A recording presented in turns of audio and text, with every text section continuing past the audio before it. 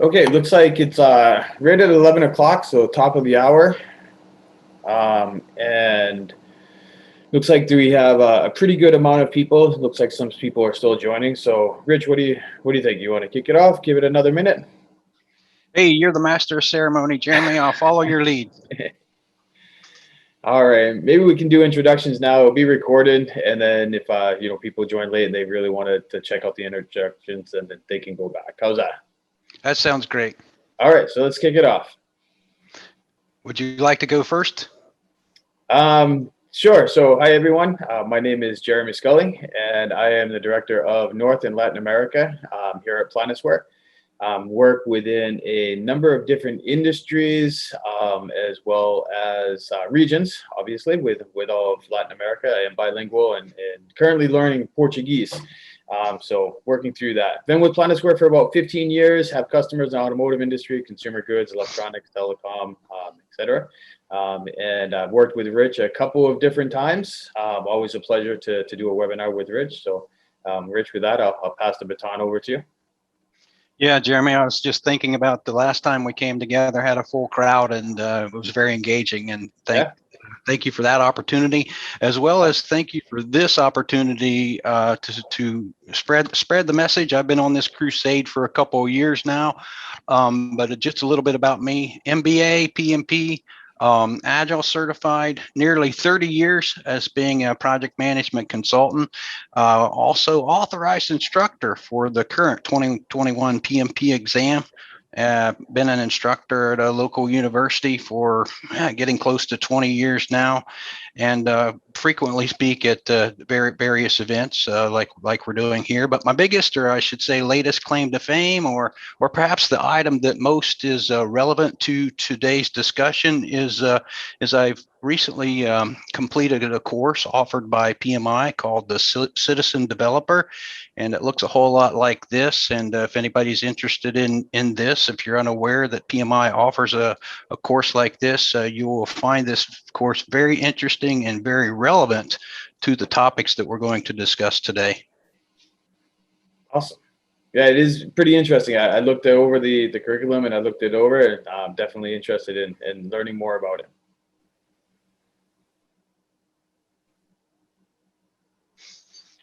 Okay, so should I move forward with the agenda, Jeremy? Yep, absolutely.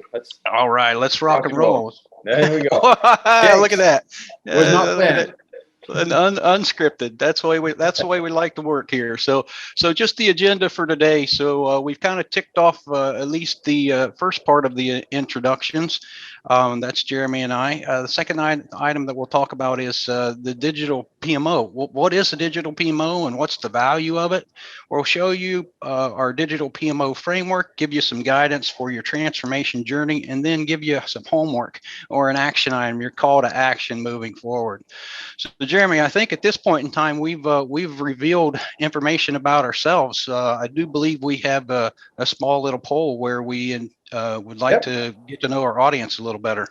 Absolutely. So I'm going to launch a poll, and I will ask everybody to take a few minutes and fill it out.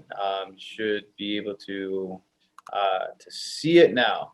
And kind of as we start seeing results coming in, what do you typically see from attendance in events like this, as well as the classes that you do? Kind of, mostly portfolio managers, scrum managers, project managers, go over the board. Where do you see most of the people? Yeah, again, as you could imagine, it's going to vary by the organization that I'm presenting for. For instance, I present with PMI quite often, various chapter meetings, and of course, the majority of folks there are project and program managers, as you would expect. But in addition to that, I also have presented with the scaled agile organization. And from that side of the house, we're seeing more product owners, scrum masters, and folks on the more falling into those more agile type roles. What about the people that are typically leading the challenge to transform the PMO to more of a digital PMO within organizations? Is that more of a bottom up with project managers, resource managers, or is it more of a top down pull from executives? Where do you see that charge coming from? Yeah, so with respect to digital transformation as a whole, where we see that as being driven more from the top down, as that's the way you would want it to be, is the higher up in the organization you can get that initiative started and being driven, the better off we are, the greater the chances of success. We have worked with a number of PMOs or PMO managers to improve, transform the PMOs, and that's really what today's presentation is all about. I would like to go on record to say that I think about this all the time. This term digital disruption, it emerged into our vocabulary just a few years ago. But really, our organization has been digitally disrupting other companies since 1991. We, walk in, help them improve their project program management solutions. That's the processes as well as the technology. And we've been doing this since 91. So this is really, it's just an evolution. The tools and technologies getting greater, and we've been doing that for a long time. Okay, awesome. Yeah, and we'll see later on how Planisware helps to kind of automate some of those processes with the tools and technologies. So, all right, so we have almost 3/4 of the room have answered. It seems like there's a couple people that might be having some issues with the submit button, but I'm going to end the poll just for sake of time. And if you weren't able to vote, apologize. But let's and then we're going to show the results, and you should be able to see the results now. So looks like the majority of people are project managers, kind of like we talked about, and 3 to 5 years, which seems pretty straightforward, pretty average. Good amount of people there for more than 10 years, so that's good. And then you hold a traditional project management certification. Most people know. That's kind of interesting, actually. I would have thought more people would have had some sort of PMI or PMP certification, and then same thing with Agile. So a little bit surprised on the traditional project management, not so surprised on the Agile side of things. What about you? Yeah, again, if I had been delivering this at a PMI event, of course that traditional project management certification would have been higher. But hey, I've worked with many great project managers that don't hold a PMP, so right. I don't hold that against anyone. No, for sure. All right, so stop sharing the results, and let's go on to the next part. All right, sounds great. Let me return back to the presentation here, and we'll move forward. All right. So you learned a little about us. We learned a little about you, and the reason that we do that is so that we can kind of tailor our words a little bit, or tailor our story a little bit to, that phrase saying know your audience. So now we know you. So let us move forward here and with this presentation and take a look at the digital PMO. An introduction. What is this digital PMO, and what is its value? So to answer that question, the digital PMO, it's your classic PMO, but one that masters the digital project management tools, and by doing that, bringing value and enhanced customer experience to its stakeholders, or to your stakeholders. So nothing real magical here. It's that classic PMO still in place, but we're putting a twist on it, or a spin on it, and it leverages those modern tools, technology, and focuses on digitizing information, and that's key. And it's all about data. It's about data processing and analysis, and not only that processing and analysis, but also coupling that with automation. And that's kind of at a high level what a digital PMO is, just to kind of set the stage there.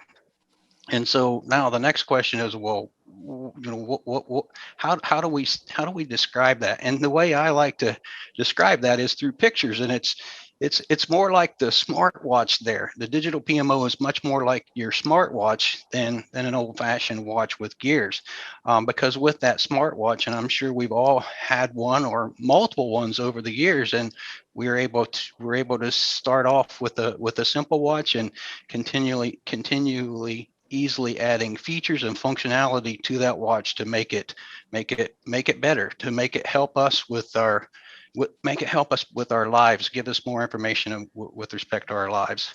And it's not that, hey, if you were to want to change the old-fashioned watch, boy, you'd had a lot of rework to do there to create and insert new gears. And to be quite honest, digital is really at the core of today's successful PMO. So the value that the digital PMO brings to its business, it's really key.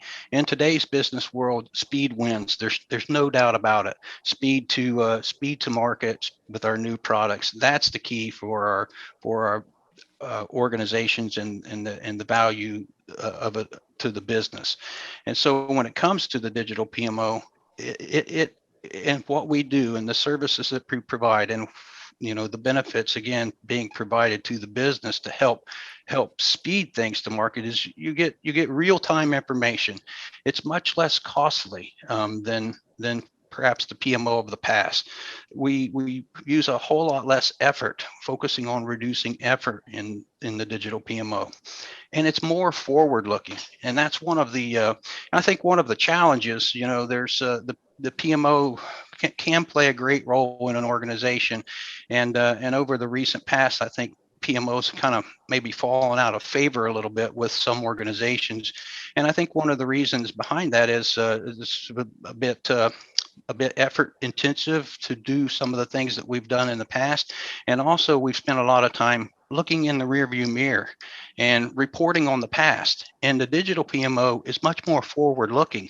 And we have the tools and the capability and the processes in our world today where we can look forward, where we can be provide more predictions into the future, as opposed to just reporting on what happened in the past. Yeah, So and that, here at Planisware, I mean, we say a lot of times that it really helps to objectify and facilitate the debate about impact of changes and what the future forecast possibly would look like, right? That objectifying, facilitating debate, it's still a debate that you have to have, right? Yeah, and to give you an example, right? I've worked with many organizations that are kind of low on the maturity scale, and maybe they've got some, standalone schedules that they're trying to manage. But if you bring them into an enterprise application, enterprise project management solution similar to Planisware, and this is just one simple example in current state. I mean, you're able to look out into the future, and if you built those schedules properly, we're able to see resource over allocations today before they actually happen in the future. And that's just one example of that forward looking. And it gets a whole lot crazier than that. And I'll share another story with you here in a minute. Yeah, no, very simplistic example, but yeah, we see the same thing with our customers. And how do you adapt and how do you sequence things so you can still deliver within your resource constraints? Right. So the next bullet here is it's more accurate information, right? A digital PMO, because we're capturing things electronically, we're manipulating things electronically. We have less hands involved, less manual manipulation by the humans. We have more accurate information that's available to us to make decisions from. And it's also the digital PMO self-serving. And what we mean by that is providing information to our end users or our customers of the PMO so that they can drill into and find the information they're looking for themselves. And an example here of a tool within the digital PMO is a dashboard, whether that's built in Power BI, ClickView, ClickSense, or perhaps a dashboard built right within Planisware. And we make that information or that dashboard available to our end users, and now they have the click through or the ability to focus on only those areas where help is needed, and then be able to drill in to get the details to know what is needed. So it's more about managing by exception and also being able to self-serve. Yeah, and self-servingly, I prefer that those reports be in Planisware, but I admit my bias. Understood, my friend, understood. So with all those items in place, what that allows us as individuals to do, and as project managers, that maybe in the past you've spent a lot of time creating your status report, or a dashboard in some type of dashboard type in a PowerPoint slide. Well, if or you're manually moving information from here to there. By implementing improved processes and these type of improved decision making solutions, well, that's going to free up your time as a project manager. And so now what do we do with that time? The answer is that gives us more time to work with the people in our organization, to be that human touch, allow the tools to do what they do best, and allow us as project managers to provide that servant leadership type role, and to work with our people to make sure that we are moving in that direction of creating that high performing team, so that we can deliver with success. So the next item I wanted to talk about here was around what we call the Digital PMO Framework. So here within our MIGSO PCube, the MP organization, again, we've been doing this kind of thing for many years, and we actually have a framework that we've developed and we follow, to help us help organizations improve their their project management capabilities, leveraging technology. So the first thing we'll talk about is our approach. So the approach that we use. So here's our approach. You'll see it across the bottom here. The first thing that we do is we like to conduct an assessment, and we have this series of questions that we can use to assess the organizations. There's multiple questions in this survey, but what that's able to give us is an understanding of your organization, or I should say your PMO and your organization's current state. We know where you are from a digital the digital side of things. We know your current state. And then the next thing that we like to do is discuss that future state. What does that vision of the future look like for your PMO and your organization? And with those two pieces of information in hand, what we're then able to do is to conduct a gap analysis. In other words, how do we get from, where we are today to that desired future state? And with that information, that's where we develop our transformation roadmap, and we lay that game plan at a high level out in front of us. And if we follow that game plan, it'll be able to help us move that organization or the PMO from their current state to that desired future state. And then it's about continuous improvement, or I like to say relentless improvement. We like to build in periodic reoccurring checkpoints to make sure that we are doing the right things and we are improving in the right areas. And you'll notice also that we have, with respect to our approach, we have 6 different areas. You'll see them listed here around the circle. And, we'll talk about these in a little bit more detail here in just a moment. But these are 6 different areas as we are conducting this assessment that we look into, and we can then better understand where your PMO and your organization sits with respect to each one of these areas.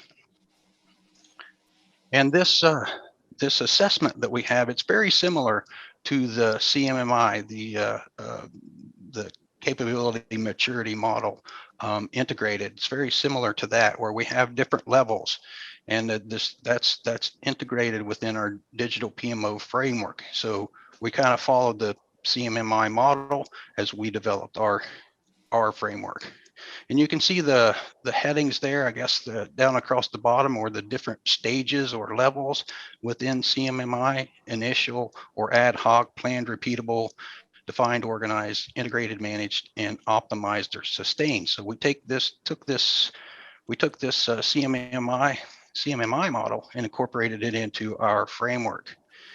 And here are those 6 areas again. So we got the CMMI levels across basically across one side of our, framework. And then we've got these areas, these 6 different areas across the other side. So with these 6 areas, you can see we've got the very first one there is focusing on the strategy or our customer alignment. Number 2 is around people and culture. Number 3 is, of course, the process. And then 4, tools and technology. 5 is a big one, data. And then 6 is governance and or OKRs, objectives and key results. And so these are the different areas. And so what we then do is we lay these 2 together in our framework. And you can see the areas down the left-hand side and the levels across the top. And so again, we have this assessment, quite a few questions that are asked in this assessment by interviewing individuals within the PMO and within the organization. Using these questions, we're able to ascertain where that organization or PMO sits with respect to these different levels for the different areas. So for instance, um, if you're level 1, you're relatively, low on this maturity model, if you will. And if you're level 5, of course, that means your organization is very high and very, very skilled. And so And the way Rich, I'm this, sure you've seen, yeah, as you get into this, but I'm sure you've seen, different levels by category. So someone might be level 3 in strategy and customer, but level 1 in tools, as an example.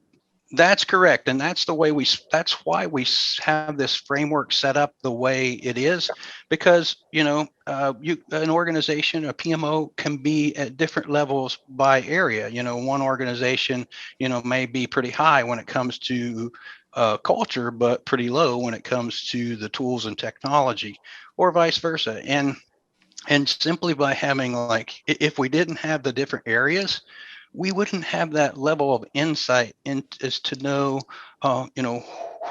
what is wrong, right? So if you think about, I think of our assessment as like going to the doctor, and we're the doctor, and we check we check your heart, we check your lungs, we check your ears. We don't just look at you the doctor doesn't just look at you from afar and look at you as one entity. They check different areas, and that's what this framework does. And Right. again, one area could be really good, maybe one area falls in the middle somewhere. Maybe there's another area which could really use some help. And staying with that doctor analogy, right? Doctor just doesn't prescribe something based on the symptoms or the pain that you're having, tries to understand the root cause of what's causing that pain. That is correct. Yes, that is correct. And so, for instance, here, if we were to take this, as we take this framework and we start asking those questions and getting the answers, we may find out that the response to the answer aligns with to this statement right here, that there's no formal PMO strategy defined, and there's no link established between the PMO and the corporate strategy or customer vision. Well, if the output from the answers falls into, aligns to this, then this would mean this organization or this PMO, with respect to strategy and customer, is really at a level 1.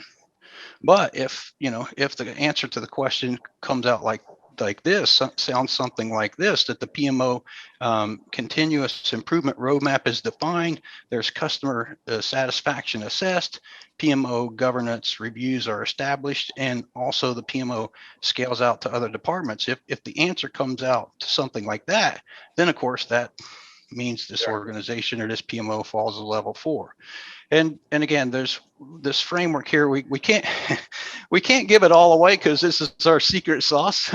many years of working with this, but I'll just kind of flash up some of the sections here. When it comes to people and culture, I won't read all of the words here, but I bolded a few words: the awareness and desire and reinforcement. For those folks that are familiar with the ADKAR cultural change model, you'll see we've got that incorporated into our framework as well. And we could go on. And again, for each level, we're able to, from our assessment, understand where that PMO sits for each one of the areas, what level they sit at. And so And how long how long does a diagnostic assessment like this usually last for you guys? How long does it Yeah, take to conduct? How many people would need to be involved? Things of that nature. yeah, great question, Jeremy. You kind of know the answer to this one already. The answer is it depends. It depends on the size of the organization. Sure. The larger the organization, the more it's going to take. It depends on it depends on where you're working at inside the organization. I've conducted assessment, within a couple weeks for a smaller organization, and then one that's gone out to like 6 or 8 weeks for a larger organization where it was desired to query many people throughout the organization. And that's the other thing, where our assessment, I didn't incorporate it into this presentation due to time, but as we are conducting our assessment, we also gather the information by role so that we were able to see patterns and trends within the data, to say, hey, and we've seen this before, that the senior executives believe one thing, or seeing one thing, where the folks on the ground, maybe the All right. project managers or the team members, are actually reporting out something else. Yep. And it's with that data and that you can then turn into information and make good decisions from. Okay. Makes sense.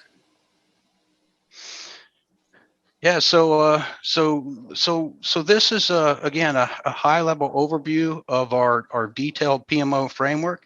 What we also put together is another little assessment, Jeremy. We've got another little assessment that's based upon a very at a very high level. Yeah. If we could poll the audience, we could see, Yeah. again, it's kind of an extract or a summary from Yeah. our larger framework, but we do have another survey available Yeah. to help us understand where your PMO sits as far as the maturity on that Yeah. maturity scale. And it should be up on the screen now. So, looking to learn more about the people in the audience that are listening in, and start to get a little bit of an understanding of what you guys are doing and where you sit. So, we have level one. Our working practices are mostly paper-based or supported by analog processes. Level 2, 3, 4, and 5. 5 all the way is, our organization has fundamentally changed how it works and operates. So got some answers coming in real quick, but a typical poll type question, Rich. If you had to guess, where do you see the majority of the people coming out on this? Yeah, and this survey here generally comes out like a bell curve. From and this is regardless of whether I've done this at PMI or at SAFE, or this one generally comes out more like a bell curve, where most of the members are falling somewhere in the middle, like a Okay. level 3. Level 3. Okay. We're almost there. Give it a couple more minutes for everybody to respond, and seeing some additional chats that they're not able to submit the poll. They don't see the submit button. Unfortunately, I don't have the same view, so I'm very sorry about that. But if you want to type into the chat, if you can't submit it, if you want to type in your answer, then I can try and do rough math. I'm not very good at math, and actually a lot of people on my team have a Post-it note on their monitor. It says always double check Jeremy's math. So, but I'll do my best. Give it a couple more minutes here, not minutes, but a couple more seconds, and then we'll close out the poll. And early results, yeah, it's going to be I think maybe an interesting looking bell curve. All right. I'm going to end the poll, and I'm going to share the results. So, Rich, you should be able to see them as well. So 38%, the highest number, 38% is level 4. So that's pretty good. Digital tools and design-led process are being used to deliver simple, transparent, joined-up end-to-end services. So that's actually pretty good. Next highest is level 3. So Bell seems to be a little bit more on the right than it is in the middle. What are your thoughts? I would say we have a more advanced group here based All upon right. doing this in the past. And there's also one other thing that that comes to mind is yeah, no, we'll leave it at that. We'll leave it at that. Okay. Yeah. So hey, there is Yeah. one. Yeah. Yep. Go ahead. Yeah, there is one other thing I may have glossed over here, as when it comes to the approach, Jeremy. I know that your organization and our organization has worked together a number of times on a number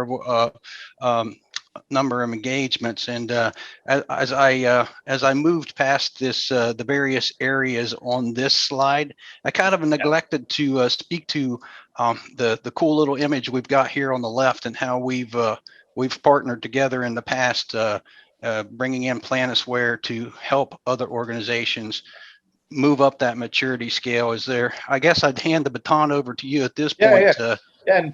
Absolutely. Thank you. So a lot of times what we've seen is people have kind of going along your maturity model, right? People have mature processes, they'll have mature culture, or at least maturing those areas. But one thing that they typically lack is the tool to automate those processes and automate those decisions in the reporting and things of that nature. Our goal has always been as well to, like you said earlier in your slides, to get our users to be able to spend more time with people and even people outside of the office. We don't want you spending hours on hours and working late nights trying to aggregate multiple spreadsheets together into a report for the executives. We want you to have all the data in Planisware, go to the reporting module, go to the portfolio module, pull up the list of reports, and even use the presentation module within Planisware so your presentation is automated for you. And when you click on the report, it will automatically summon the most relevant or most recent data within the system. So Planisware, we've been, created, the software has been created over the last 25 years or so. Always ground up. It's one single source, one single code based as well. And it provides you really with all the tools to do the right projects. So it's kind of starting on the left of that, to make sure that you're doing the right projects, and then make sure that you're doing the projects right. And you're getting products out the door as efficiently and as efficiently as possible. So, by no means are we ever going to tell you that you don't need the process, you don't need the governance and all the great things that MP does. But Rich and I joke that an organization with a tool and none of the processes and none of the work that MP and Rich does is a fool with a tool. But on the other side of things, if you have all the great services and all the great maturity that Rich and his team will provide without a tool, it's just a very expensive workflow. So really those two go hand in hand. So appreciate the time on this one, Rich. Yeah, and again, my apologies. I knew we had this as a second slide, so I hopped through this one a little too quickly. So thank you. Thank you for bringing that to light. So I'd like to move on to the next topic now, and that next topic is giving you some guidance for your transformation. So the first thing I'll tell you is it's a mindset. Now, I'm going to be honest, for those folks that have taken some agile training, this is where the agile training always starts off. This agile is a mindset, and I'll be honest, what was it, like 8 years ago, 6 years, somewhere around there, when I first took my very first class, I'm like, I don't get it. What do you mean it's a mindset? And for a couple of years, I still didn't get what people would say, that it's a mindset, but you would never tell me what you mean by that. But what I'm about to do is I'm telling you right now, transforming to a digital PMO, it is a mindset, but I'm going to tell you what I mean by that. And here's what I mean. Like you have to think digital. You have to think digital. And I've been on this crusade of leveraging technology to improve project management. It started over 2 years ago. And here's where I started. And you're going to think this is funny, but it's true. Like, let this sink in. So I know where I live. I live 9 miles from here, and I know how to get to my house. But I'm telling you right now, this thing right here knows how to get to your house better than you do, right? You know that. And that's what I mean by thinking digital. Like, I have no idea right now if there's an accident, on this, on my normal route. But if I think digital, as I go to get in the vehicle, if I put my address into this, now the tool is thinking for me, and it's able to look out into the future, and it's able to make decisions or help. It's able to make decisions for me that I can't see or understand. So that's where I started. And when that realization hit me 2 years ago, I said, okay, well, what else can I do? What else can this thing do? What else can technology do to help me improve improve our processes that we're currently working on, or to improve our decision making? And that's my crusade. So I've spent the last 2 years in this space, trying to get the message out, like this, you know digital is the way to go. We got to stop putting so much in these getting these process certifications, and we need to look at the tools and leverage that Yeah. technology to help improve our processes and drive our decision making. So And I think I've told you. Oh, go ahead. Finish. Yeah, sorry. no, please go ahead, Jeremy. Uh, Go ahead. no, it's similar. You got me on my sweet spot, man. That's my hot spot. No, but similar crusade for me as well. Note taking. I have tried so many different ways to try and take notes, and I love to write, but then you're traveling and you didn't bring the right notebook and you have no notes, or you try and do everything with OneNote or on the computer or what have you. I found this product called the Remarkable, and it's you can't see it because of my background. There we go. Almost. Kind of. Anyways, it's a digital notebook. So now I get to write and it syncs with my computer. I actually get to do the handwriting. It translates my handwriting into typed text so I can email it to people. It's spectacular. Now I have all my notebooks in something that's this thin. Yeah, that's awesome. That's a great example. And so I gave you my first example with leveraging technology. That was my first one to bring to the table. There's been many solutions we've helped implement in organizations along the way. But let me tell you this latest, this latest item. So we are currently partnering with another organization in which we're working with a bot. And we have a bot join our meetings. And as a matter of fact, we have a bot join all of our meetings. Not yet, but we're working on it.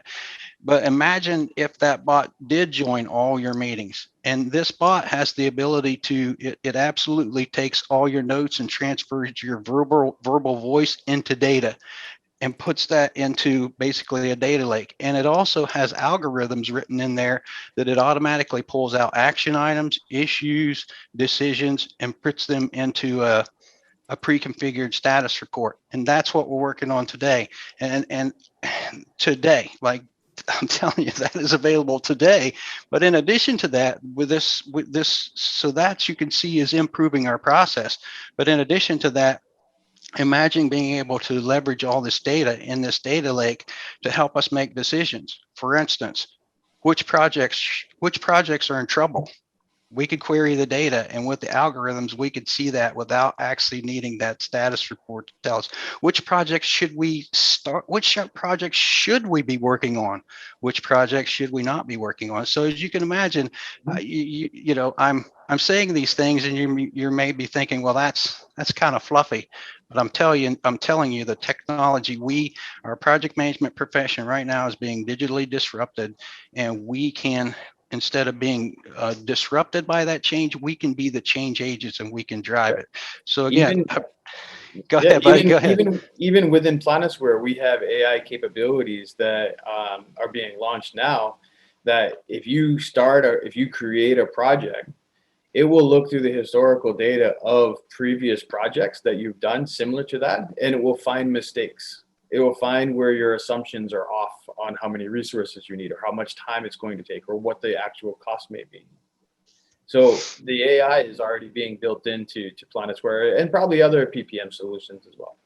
Yeah. And, 2 years ago, when I started my crusade, I said, this stuff is coming. This is coming. It's coming. Yeah. But I'm telling you, it is here today. I mean, we have a bot that you can interact with. Like, we have our own bot that you can interact with to, say, I want to create this project, and it'll start asking you questions, but you answer those questions, the project is generated. But we could go on and on, Jeremy, here about the cool technology, and that's what's exciting. But we probably better move it forward here and give some advice on how to transform your organization. So here's my advice to you. Just a few steps here. So number one, your first step is to identify where your PMO currently sits and use a digital maturity assessment. And again, similar to the assessment tool that we have in our arsenal. And then number two is to identify where do you want to be? Where does your PMO need to be in a line? That future state vision here is what we're talking about. And then once you have those two pieces of information in hand, then conduct a workshop, perform a gap analysis, figure out, how far these two states are, and then create that roadmap. So develop a roadmap that's going to move you from your current state to that desired future state.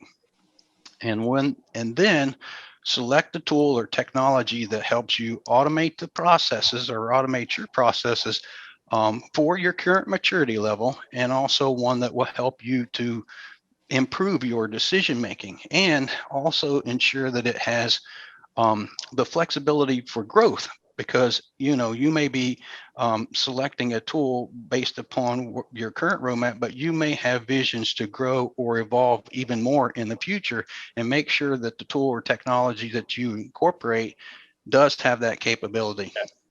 And if you don't have vision to grow and expand, you should. And we'll show you what other companies and other customers have done with the software to help expand that vision. Awesome. And then, so the last item that I have here is your call to action. So this is your call to action, your homework assignment, your next steps as the audience here that's watching and listening. So here they are. There's a few of them. The first one is be a lifelong learner. Be a lifelong learner. I love that phrase. And following in line with that phrase, try new technology. Go see what's out there. Go see what other organizations are using, and try it. Bring it in for a pilot. Give it a test drive, and don't be afraid to try something new and try something new and try something new. And then the second one here is don't let perfect be the enemy of good. And what I mean by this phrase is start off small and learn quickly. I've worked with a number of organizations where they bring in an enterprise project management solution similar to Planisware, and it has so many capabilities and bells and whistles, and it's cool. It's great to have all of that stuff, but start off small with your pilot and enable a certain set of features and functionality, and learn quickly and evolve over time, and quickly mature and bring in additional features and or functionality to help you with that, either improving your processes or improving your decision making. And then the last word of advice I'll give you here is your next steps falls into this phrase: learn together and work together.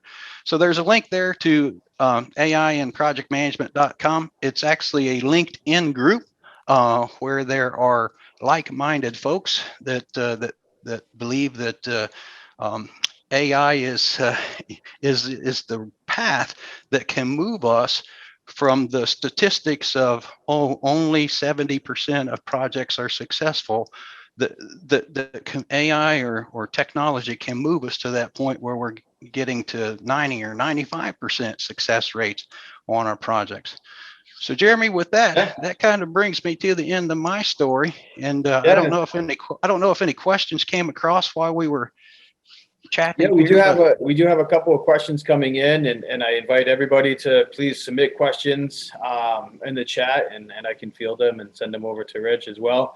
But I will say on the don't let perfection be the enemy of good. Going back to your very first example of the smartwatch. I remember my first smartwatch, it was so glitchy, it barely worked. But my smartwatch now is pretty cool, and it can do everything I need it to do. It can track me, it can navigate me through the woods. I don't never get lost now. Makes my wife very, very happy that I don't get lost in the woods. Yeah. So you got it, right? So the mindset is there, like, and I'll take you one step further. see this bottle, which is a water bottle? Guess what? There's software in this which integrates with my phone, which tells me on my app how much water I've drank, how far I walk. I'm going to hand it to the doctor the next time I go for a physical. Yeah. Yep. So, just like everything, software implementation, it's always about laying the foundation, starting the process, switching the mindset, and then growing it over time and improving it, adding more capabilities, which is agile, right? So, absolutely. So before we jump into the questions, Rich, thank you very much for walking us through this, for taking your time to prepare. It's always a pleasure to do webinars and do speaking events with you. Looks like some people are having to leave and to drop. That's perfectly fine. But so one question is that I'm seeing is what is your advice on getting executives to buy into this process and getting the company, the organization to buy into this process? And usually the first step is to do the assessment, but how do we even get approval for the assessment sometimes? What are the tips and tricks and ideas that you use to help people sell it to their management? Yeah, where we get started is if we get that questioning, we have a few case studies where we've worked with organizations in the past, and quite often we'll hand those case studies off to our counterpart within the organization, who can then share those with executives. And within those case studies, it's quantifiable data that says, hey, we worked with this organization, this was their challenge, this is what we helped them put in place, and this is where they are today. And most generally it's there's again, cost savings there, and also the other big factor is that time savings, is being able to improve our processes, improve that decision making, and do it in a more cost effective way. Okay, perfect. All right. Doesn't seem like there is any other questions coming in.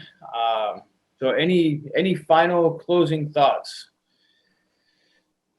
From my perspective, I'll go back to the comment I made earlier.